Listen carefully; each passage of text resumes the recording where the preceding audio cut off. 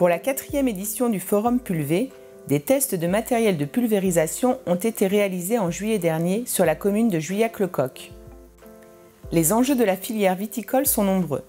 Diminution de l'utilisation des produits phytosanitaires, préservation de la ressource en eau et des zones sensibles, sécurité des utilisateurs. Après le raisonnement de l'utilisation des produits phytosanitaires, la pulvérisation s'inscrit comme le levier primordial permettant d'atteindre les objectifs de réduction d'intrants fixés par le plan Écophyto. Cette année, l'accent a été porté sur le confinement de la pulvérisation et la récupération des produits phytosanitaires. En parallèle du forum, une soirée de démonstration a été organisée afin d'évaluer la qualité de pulvérisation à l'aide d'un produit fluorescent. La collaboration entre viticulteurs, techniciens spécialisés et constructeurs a permis de tester 5 pulvérisateurs qui se rajoutent aux 18 matériels testés au cours des éditions précédentes. Pour la 4e fois, la section viticole avec les chambres d'agriculture de Charente et Charente-Maritime ainsi que la MSA et l'IFV organisent leur forum pulvérisation sur les domaines Rémy Martin. La pulvérisation est un poste clé dans notre métier, c'est pour cela que nous organisons ce forum pulvé de manière à tester des techniques de pulvérisation et de pouvoir optimiser l'application des produits sur notre vignoble. Les domaines Rémy Martin sont certifiés HVE niveau 3 et donc les domaines sont très attentifs à la diminution des intrants phytosanitaires. Donc je fais partie d'un groupe de lutte raisonnée animé par la Chambre d'agriculture. C'est dans le but de réduire les phytos sur l'exploitation tout au long de l'année. Nous sommes aussi attentifs à la protection du personnel et à l'ergonomie du matériel. Aujourd'hui, je souhaite diminuer la dérive car une partie de mon vignoble est proche d'habitation. Donc ce forum nous apporte des réponses pour progresser sur nos pratiques et ces pratiques sont facilement transposables sur nos exploitations. Le thème de cette année m'intéresse car ça va orienter mon futur achat. Les essais se déroulent en 2 temps. Tout d'abord, les tests en statique qui permettent de définir les caractéristiques techniques de chaque matériel et de les régler, puis ensuite les tests en végétation. Parmi les tests statiques, donc les mesures qui sont effectuées, donc on réalise donc, des mesures telles que le rayon de giration. Le principe, c'est de tourner donc, avec le tracteur, un ensemble tracteur plus pulvérisateur le plus court possible. Et donc on mesure le diamètre du cercle qui est formé par le pulvérisateur, donc dans 2 configurations, à la fois donc, en conditions de traitement sur des vignes à 3 mètres, et en configuration repliée, donc comme si on était au transport. Les mesures donc, de la justesse des jauges, donc ça c'est une mesure qui est importante, donc le but étant de vérifier que la jauge du pulvérisateur est bien étalonnée. Donc pour faire cette mesure-là, on est équipé d'une pompe avec un volucompteur, et donc pour différents volumes de cuve, on lit le volume qu'on a réellement introduit dans la cuve. On mesure aussi la puissance absorbée par les pulvérisateurs en faisant un parallèle entre la consommation donc aux bandes puissance et la consommation lors du test de l'appareil. Donc pour ce faire, on équipe le tracteur d'un compteur de consommation et on fait une mesure aux bandes puissance. Donc les litres à l'heure correspondent en fait à des chevaux absorbés par le pulvérisateur. L'autre test consiste à mesurer l'effort de roulement du pulvérisateur chargé donc de son plein d'eau, entre 1000 et 2000 litres. Et on prend un tracteur étalon à l'avant du tracteur qui mesure et on a un couple-mètre qui permet de mesurer cette puissance qui est en fait relativement faible lorsqu'on travaille sur terrain plat. Donc la dernière étape des tests statiques, c'est de tester le débit et la pression du pulvérisateur dans le but de régler correctement le volume hectare, donc s'assurer que déjà il est bien réglé et de connaître réellement le volume hectare en vue des tests en végétation. Donc pour ça, on utilise donc les équipements qu'on utilise traditionnellement dans le cadre du contrôle pulvé pour faire donc le débit des buses ou le débit des diffuseurs donc sur les pulvérisateurs pneumatiques et puis des manomètres pour vérifier les pressions. Voilà. Et on détermine le volume hectare réel pour qu'ensuite donc, les tests en végétation soient opérationnels. Tout l'intérêt de ces tests statiques, c'est de pouvoir donc réaliser des mesures tant qu'on a les pulvérisateurs sous la main. Et ce sont des mesures qui, pour certaines, on ne trouve pas dans les documentations techniques des constructeurs. Donc ça apporte vraiment des choses fiables pour les viticulteurs et pour les techniciens.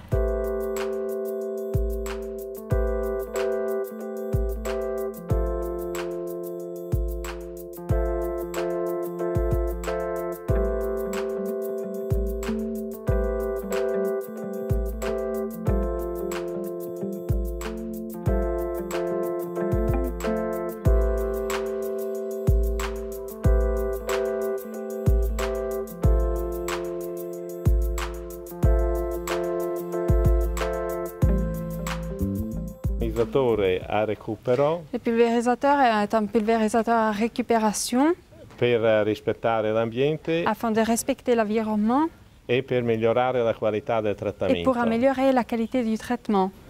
Le système de ventilation aussi dedans est nouveau. La machine est composée de ventilateurs électriques à 24 volts qui, grâce à ce système de ventilation, permet de déposer un 25% de produits en plus sur les feuilles.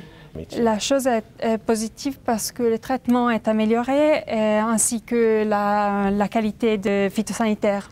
En outre, la machine respecte l'environnement comme elle récupère toute la partie de produits qui seraient dispersés dans l'air. La machine peut aussi travailler quand il y a du vent.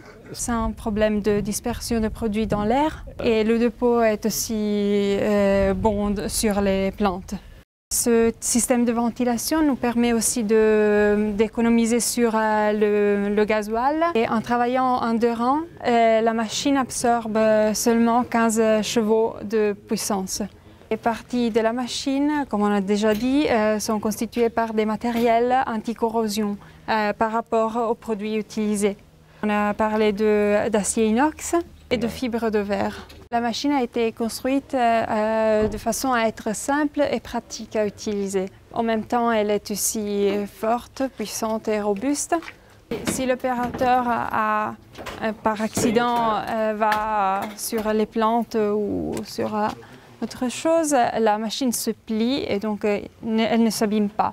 Une autre chose importante est qu'il y a un ordinateur qui permet de régler les distances entre les panneaux. L'utilisateur peut automatiquement effectuer toutes les opérations avec seulement 4 boutons.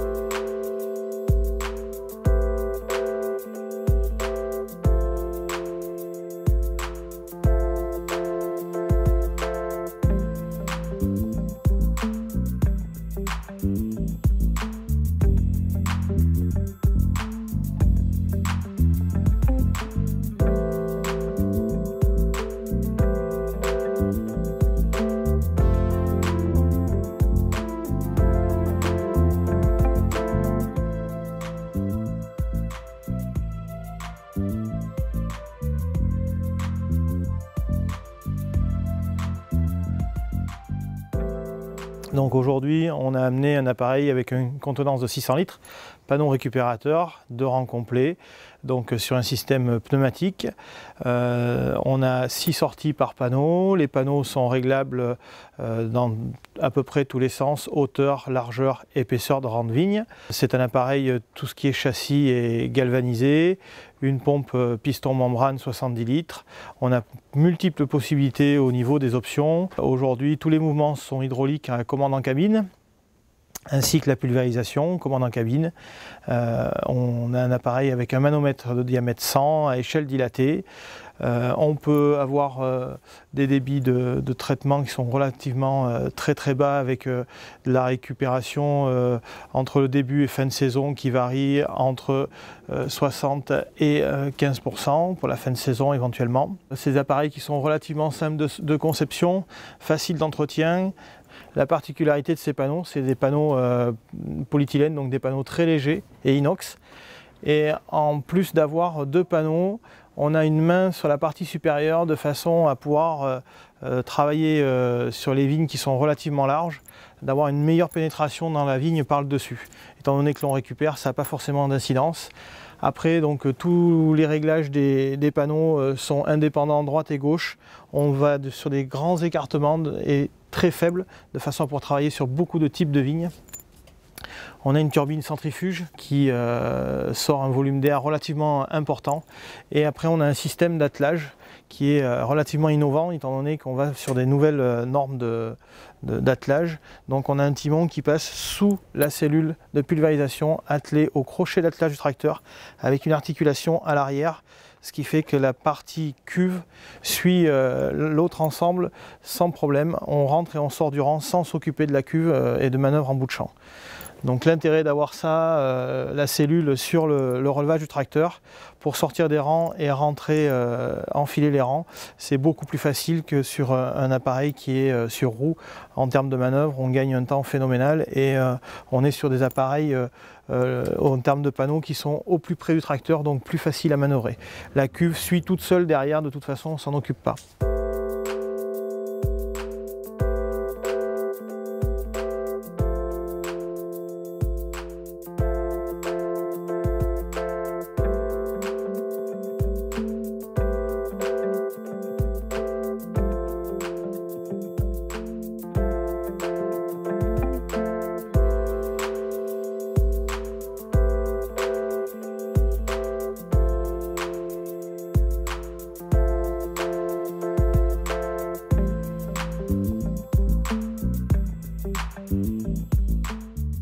Alors nous vous présentons la machine à pulvérisation à recyclage GSG, ça s'appelle. Sa particularité, c'est d'avoir une pompe sur un timon orientable que vous voyez ici. Et la deuxième particularité, ce sont ces flux tangentiels qui ne sont pas montés de façon opposable, mais en légèrement décalé afin de créer une dépression au sein du tunnel. Cette machine a une autre particularité, c'est de ne consommer que de très peu de puissance. Donc on a un tracteur qui roule pratiquement au ralenti et des petits moteurs de 8 cm3 qui ont besoin de très peu d'énergie. Le principe de la cuve aussi, montée sur un axe à écartement hydraulique, ce qui permet d'avoir une très grande stabilité sur route et de pouvoir s'adapter sur les largeurs des rangs. Le système de recyclage fonctionne de la façon suivante. On a ici un filtrage principal avec des petits filtres devant chaque flux tangentiel, ce qui nous évite d'avoir des problèmes de bouchage de buse. Infiltration supplémentaire aussi lorsque le matériel récupéré dans les bacs remonte ici dans la cuve. On a un fil de 80 mèches qui empêche d'avoir des impuretés dans le système.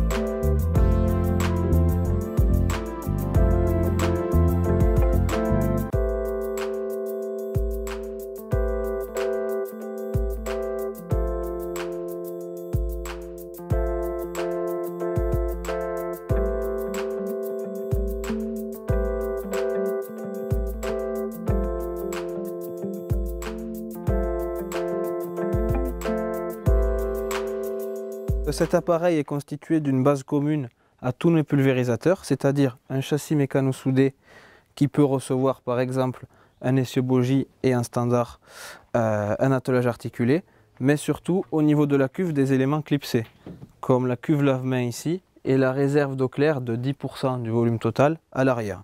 L'autre intérêt de cette nouvelle cuve, c'est l'incorporateur intégré qui intègre parfaitement le design de la cuve principale et qui va permettre d'avoir une zone d'incorporation du côté de la descente du tracteur. Nous avons donc des vannes de sélection, côté droit de l'appareil eau claire ou cuve principale, et côté gauche des vannes qui vont concerner l'ensemble du remplissage de l'appareil, afin d'avoir une zone de remplissage et de préparation de la bouillie d'un seul côté, comme des vannes ici derrière l'incorporateur. La deuxième partie qui concerne plus l'EcoProtect, le principe EcoProtect, ce sont les panneaux de confinement de traitement. Nous allons ici mesurer le taux d'application de l'appareil plutôt que le taux de récupération. Nous préférons récupérer moins mais appliquer plus, appliquer un maximum de produits sur la vigne. Comment y parvenons-nous? Grâce aux panneaux souples. Ces panneaux souples sont rigidifiés grâce à l'air généré par la turbine et offrent deux avantages. Le premier, bien sûr, c'est la souplesse qui va, en cas d'accrochage, s'escamoter. Et le deuxième, c'est le poids, donc moins de poids sur le pulvérisateur et moins de tassement sur les sols. Ensuite, au niveau du confinement, nous utilisons un rideau d'air. Toujours l'air généré par la turbine va créer, grâce au micro-perçage tout le tour des panneaux, un rideau d'air, une bulle de confinement qui va éviter toutes les dérives. Nous avons donc un système de confinement total avec une application maximale sur la végétation.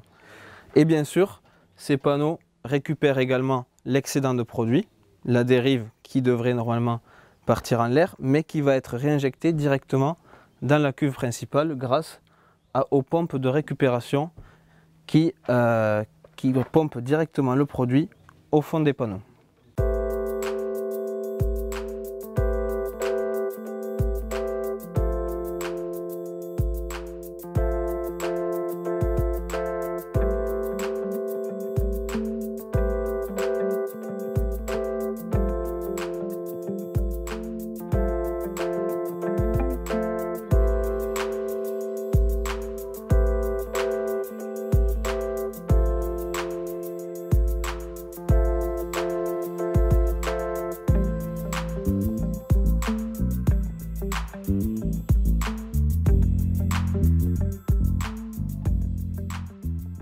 Nous présentons aujourd'hui des nouvelles turbines entraînées hydrauliquement avec une grande aspiration d'air qui permettent aujourd'hui d'avoir un débit d'air égal du point haut au point bas de la machine. Nous avons différentes hauteurs de turbines associées à la hauteur de végétation à traiter. Chaque turbine donc est indépendante l'une de l'autre. On a la possibilité de faire varier la vitesse de rotation de chaque turbine, de chaque élément, fonction de l'épaisseur et la densité de végétation à traiter. Par rapport à ça, ce que je peux dire aujourd'hui, c'est que nos turbines donc, entraînées hydrauliquement sont très peu énergivores, donc une demande en hydraulique vraiment très faible, ce qui veut dire qu'un coût de pulvérisation avec ce système-là est très peu élevé aujourd'hui. Je peux te dire également que cette machine ne fait très peu de bruit, donc on peut aller traiter près des habitations sans problème. Et nous avons également une qualité de pulvérisation dite irréprochable, auquel on a rajouté, pour cette nouvelle campagne, un nouveau panneau récupérateur, la première génération de panneaux récupérateurs Weber, qui nous permet de récupérer en début de végétation 80% du volume épandu et en fin de végétation, en pleine végétation comme maintenant, où on va récupérer 10%. Donc ça fait une moyenne linéaire sur l'année de 40% de récupération, ce qui est relativement intéressant. Chaque panneau donc sont démontables, ce qui fait que l'utilisateur a la possibilité de démonter le panneau s'il ne souhaite pas l'utiliser en pleine végétation. Mais on s'aperçoit que ce confinement de panneaux récupérateurs améliore encore la qualité de pulvérisation de nos machines Weber. Ces modules de pulvérisation sont montés sur une rampe repliable en portefeuille. On s'aperçoit que c'est la plus rapide du marché en termes d'ouverture-fermeture, donc pas de perte de temps en bout de rang. Cet ensemble est monté sur un châssis cuve galvanisé, entièrement aux normes, sur obogie et bien pensé. Nous avons aujourd'hui une machine de pulvérisation digne de son nom.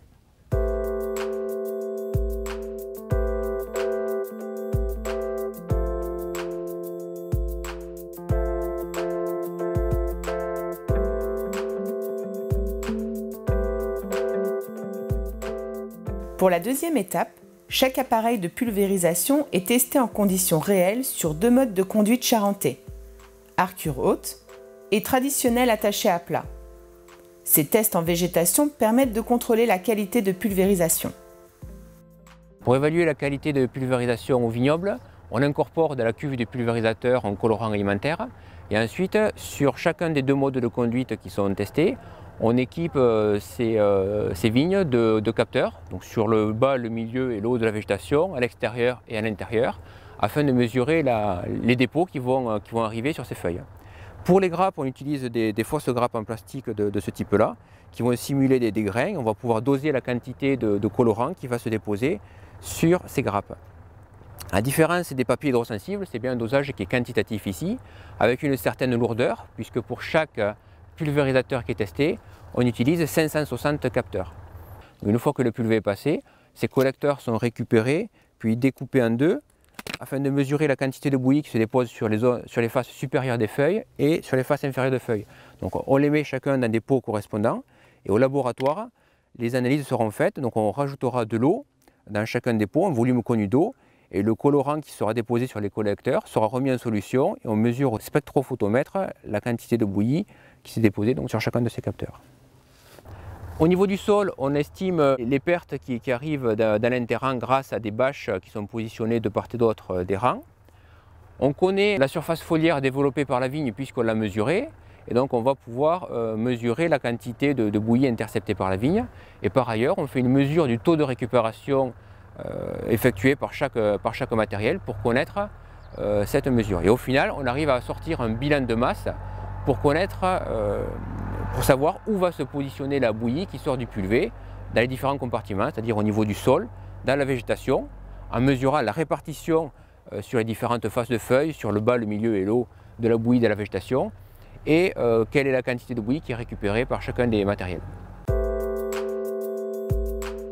La dernière étape est basée sur l'évaluation de chaque matériel par un jury utilisateur. Les viticulteurs jugent chaque pulvérisateur sur différents points importants à l'aide d'une grille de notation établie par les viticulteurs eux-mêmes.